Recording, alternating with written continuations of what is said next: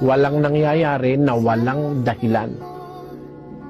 Scientifically, physically speaking, nothing happens without a cause. More so in the spiritual.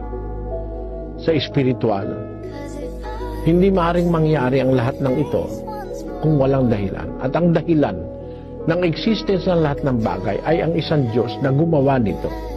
At alamin natin yung gumawa, Diyos na may pag-ibig, lalo na sa ating mga tao. Kaya pag dumadating sa atin yung parang meron tayong suliranin na parang hindi mo kaya, may suliranin kang parang mabigat dalhin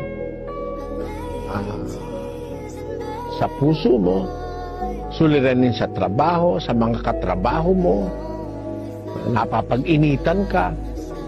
Ang sabi ng Biblia, huwag kayong mabalisa sa anumang bagay, kundi sa lahat ng mga bagay, sa pamamagitan ng panalangin at daing na may pagpapasalamat, ipakilala ninyo ang inyong mga kahilingan sa Diyos.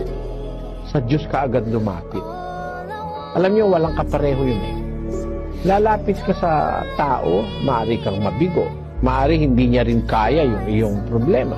Pero kung lalapit ka sa Diyos, walang hindi magagawa ang Diyos eh. Salamat sa Diyos. Pag-ibig